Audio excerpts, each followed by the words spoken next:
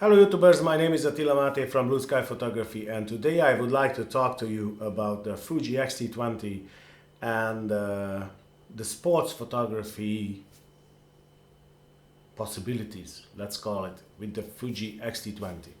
Now, I did test the Fuji X-T2 with the Fuji X-T20 when I purchased the Fuji X-T20.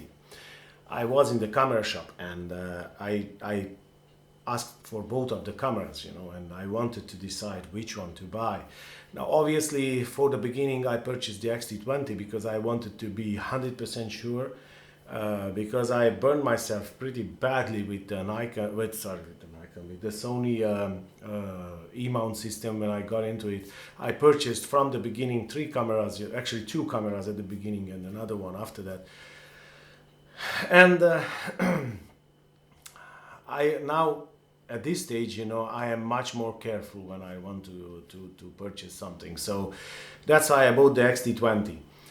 And in regards to continuous autofocus, I tested the X-T2 and the X-T20. Now, many people will say that the X-T20 has the same autofocus like the X-T2. I would say that the X-T2 is a little bit better, but that was my experience.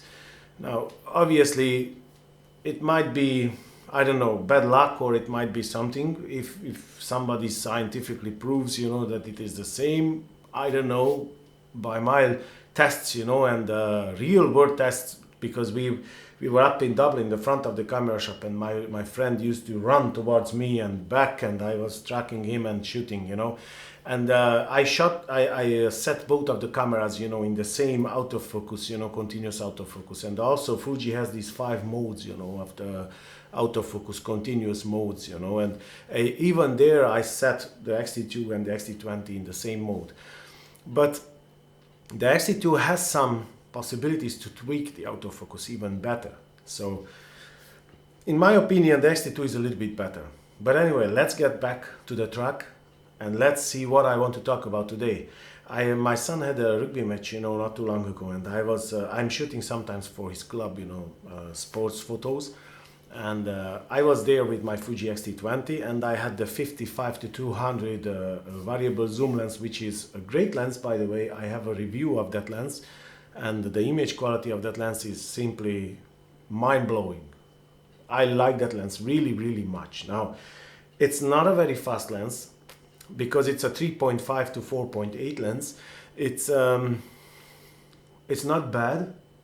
4.8, it's not bad, especially when the sun is up, it's completely fine.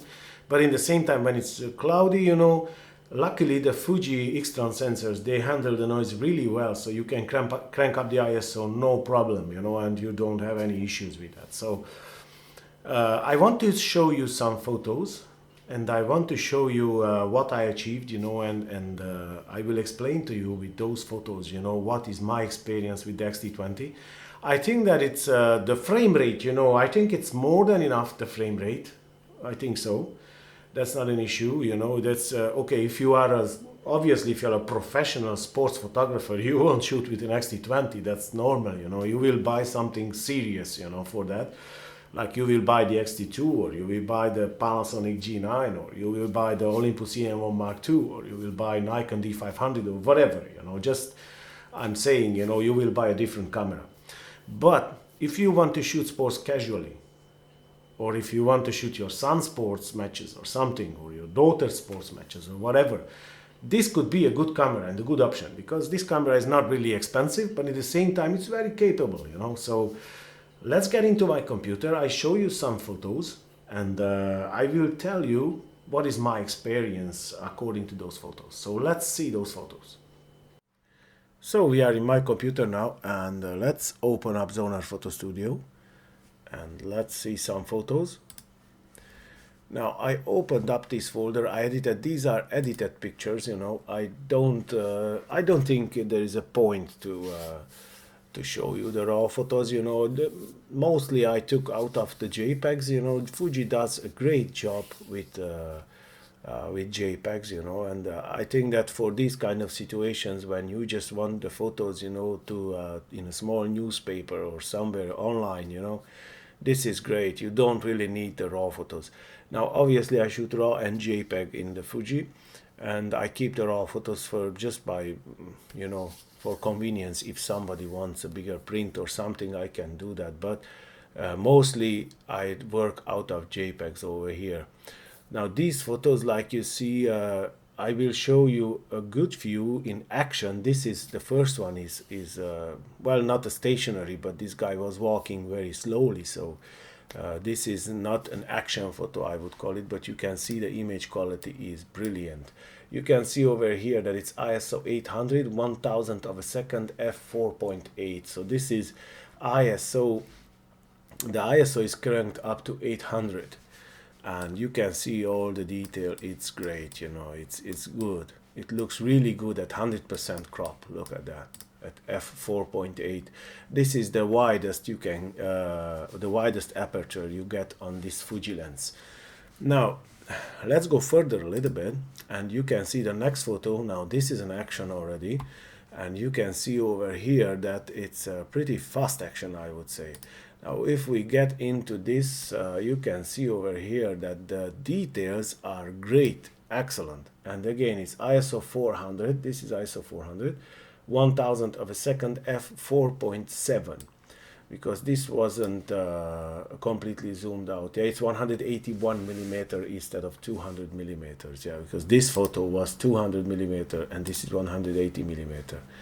Now we get the third photo, and this is again a fast action photo. You can see over here, and look at that detail. I mean, it's unbelievably good.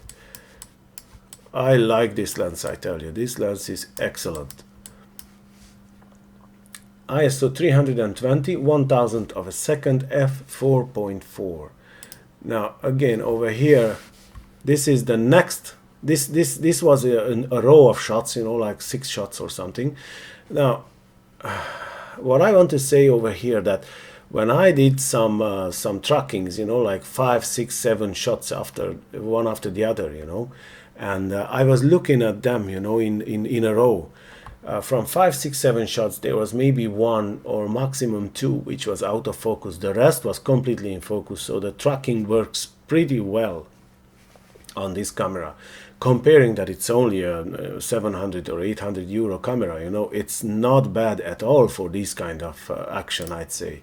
Now if you look at this again, you see that the detail is excellent at 100%. I mean, I can zoom in even more, you know. I can zoom in, look, 150%, and you still see a lot of detail is in there. It already starts to pixelize. Come on, guys, it's unbelievable. It is really, really good. So let's go further. This is again an action shot, and you can see over here that the detail is brilliant at 100%.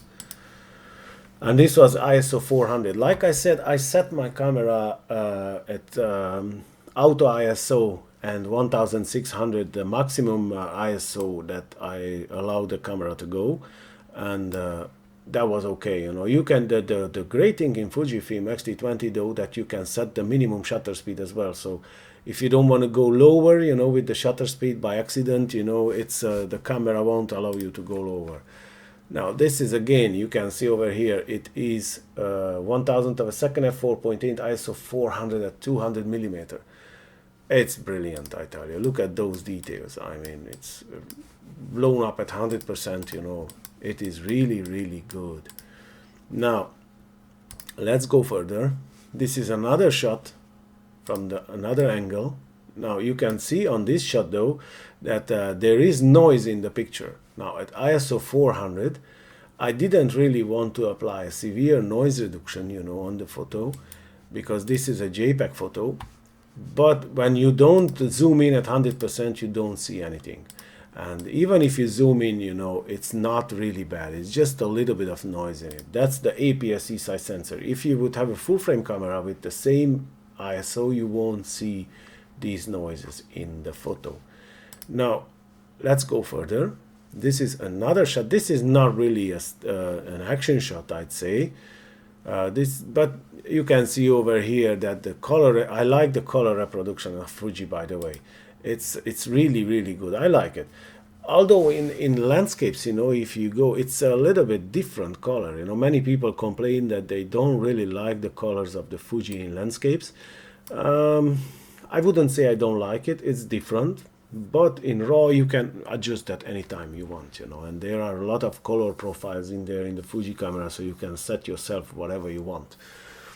Now this is another action shot, and this is ISO 250 and f4.8. This is the widest aperture you can get, 4.8 at 200 millimeter. Again, you can see over here there's plenty of details. Again, this one is another shot. Look at those details. I mean, it's 100 millimeter, 103 millimeter, not millimeters, sorry, 103% zoomed in, and it is excellent.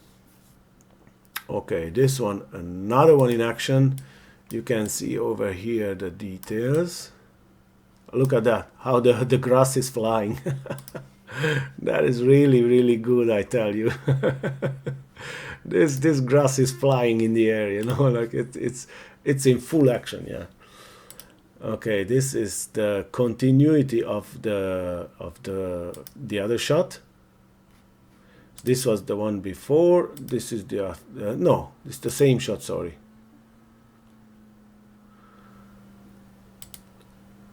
Would be, yeah, it's the same shot, yeah, it's the same shot, just different editing, sorry, yeah. Now that's another one. Over here, this is again some action. You can see the ball is flying.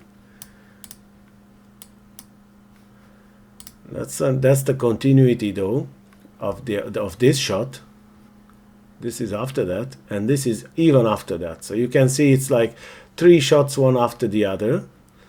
Now that's probably in the middle there were, because this is 28, the 29th shot was in the middle, and then it's the 30th, and this is the 31st shot.